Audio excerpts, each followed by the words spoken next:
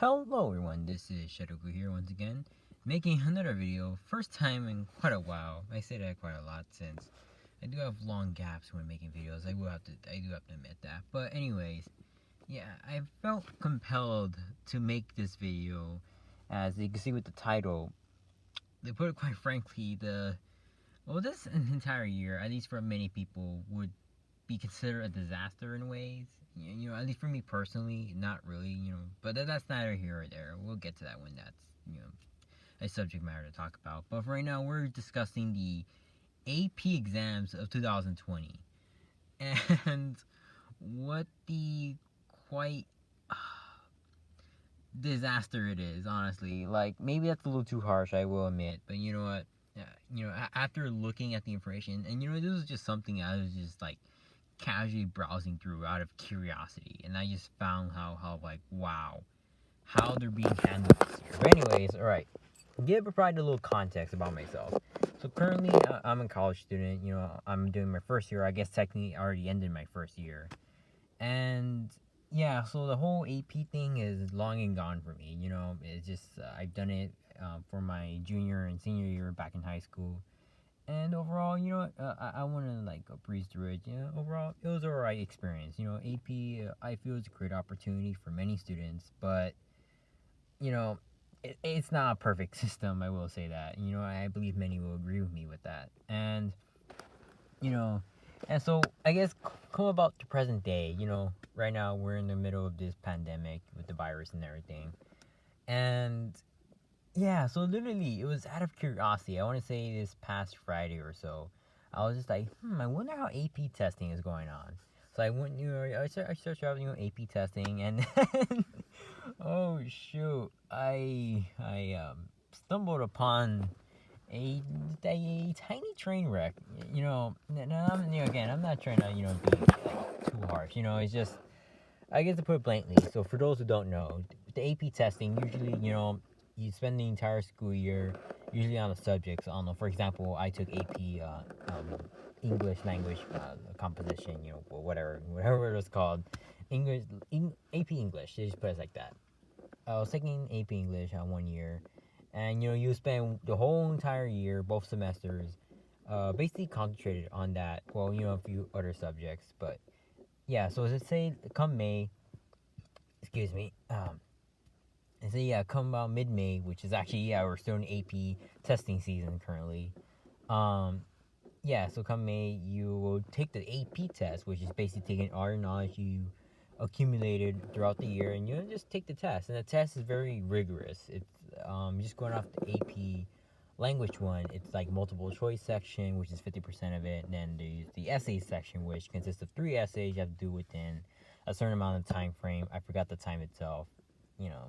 It is, and that's usually how it mainly consists of. Slight variations depending on the test, but that's the main gist of it. Just you learn the material, take the test in a certain amount of time, and that's it. Now, a lot of these tests, at least for me, my earliest I've done it, I think it's like 8 a.m., which is yeah, and they do that in order to how to say, to restrict, I guess, cheating and everything, which is run by the college board, which I should also mention. This is all done, the SATs and everything, all done by the college board, which is a notorious company, or oh shoot, okay. Anyways, I was gonna lead to a punchline, but I'll get to it later. Notorious organization, I would say. Too many people. It's just how the way they handle things. Like I said, the AP system and the SAT system are not perfect, but it is what it is. So come this year, pretty much for those who have to take the AP test, instead of going your time zone, that you have to wake up, either start taking the test at 8 a.m. or 10 p.m. or not 10 a.m. Shoot, 10 p.m. What the hell? And just doing that whole process. Apparently, from what I've heard, and I can pretty much confirm this from like the AP website itself, is that, so let's say for example you're taking the AP psychology test. I don't know, AP psychology, and let's say for Pacific time, which is my time zone, it starts at 8 a.m. Well, because of this whole pandemic thing, I guess we'll have to say understandably, want to restrict cheating since everybody's gonna be home, so therefore it's open book, all that. They're having people take the test at the exact same time. So if it's 8 a.m. over here my time, it's like, I don't know, like I think like 7 a.m.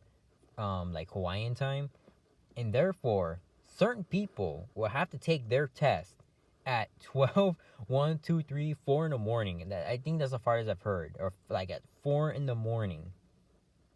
So, like, I'm trying to, again, keep my composure here, but I'm just ultimately baffled and dumbfounded. What kind of decision making went into doing that? Thinking to allowing students, which maybe as early as like 14-year-olds, like I do know some ninth graders do also take these AP exams, whether you agree with that or not. Some people at that age take these exams up to, I guess, yeah, people my age, approximately, take these exams and and to, I guess, prepare and all that and try to get sleep and take that test like at 4 a.m. And these are for more, I guess these early mornings, like this 12 a.m. to 4 a.m., really apply to people outside the United States, which, at least from what I've heard, the reason why the College Board did this is in order to, I guess, prioritize the United States, because apparently that's their main demographic.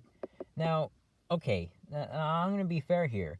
As a company, yes, any company should, like, prioritize their main demographic. Because the College Board, it's understandable. People are paying for these tests. So, they're doing good jobs and making their, I think I misspoke there. The College Board is a non-profit.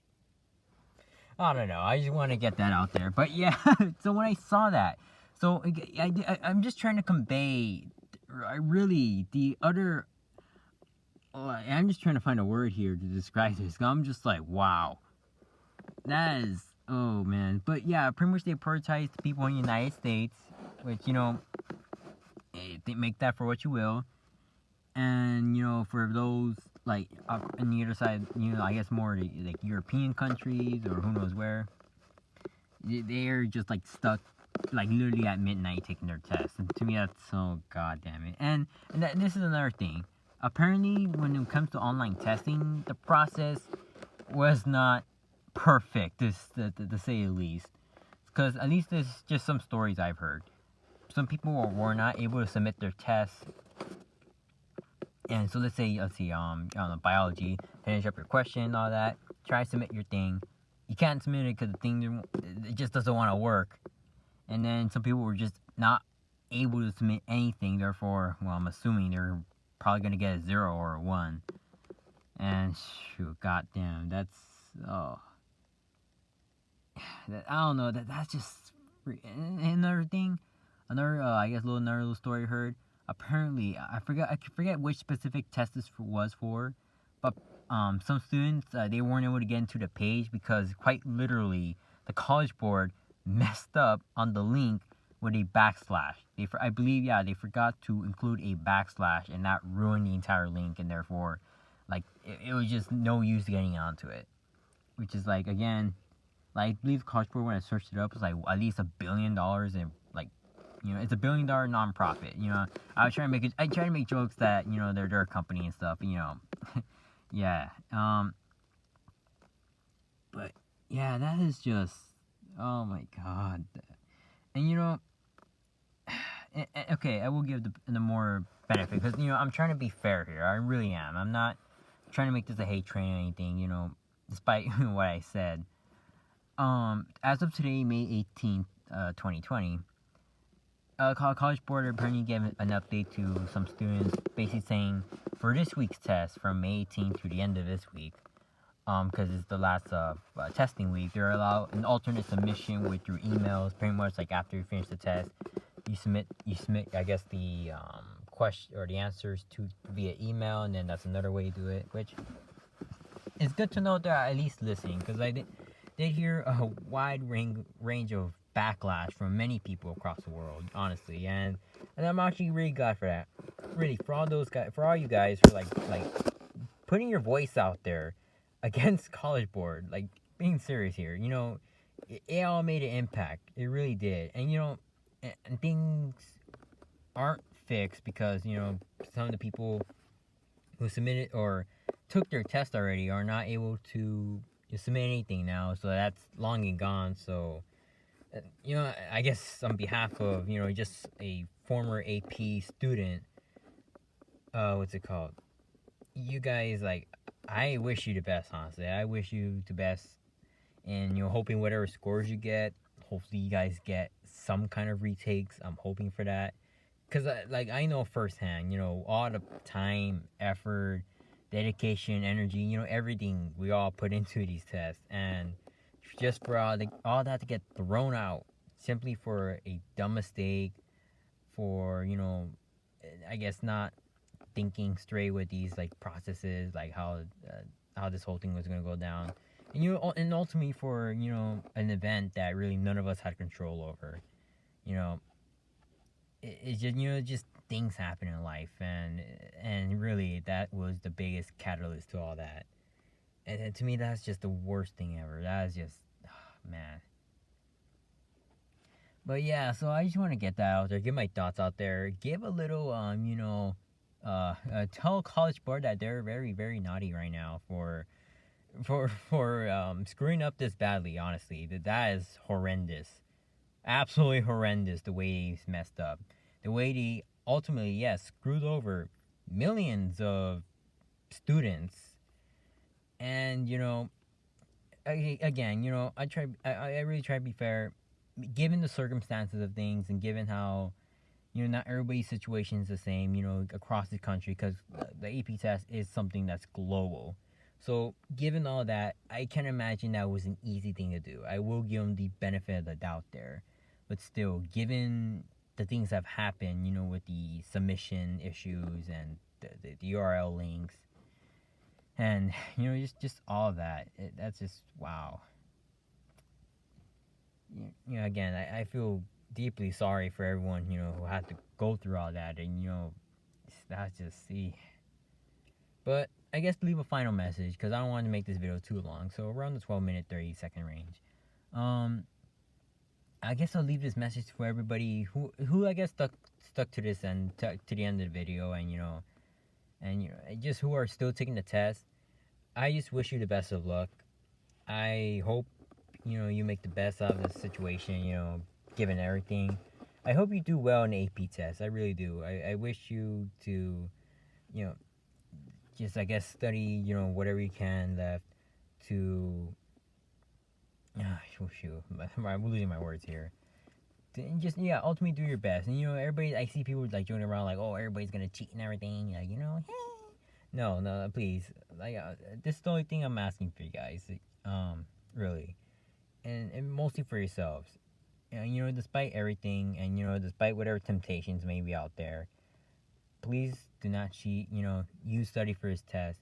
You've done your best. And like, in your heart, you truly have done all you can to study for this test. Do your best. Take the test, and, just, submit like all living hell to make sure you actually get that thing submitted. And, just do all that, and you'll be fine. Whatever comes out of it, hey, what it is, we all have our flunders for the AP test. I've had. So, hey, it is what it is. But again, thank you all for listening. I hope you all do well, and I hope you all take care of yourselves. See ya.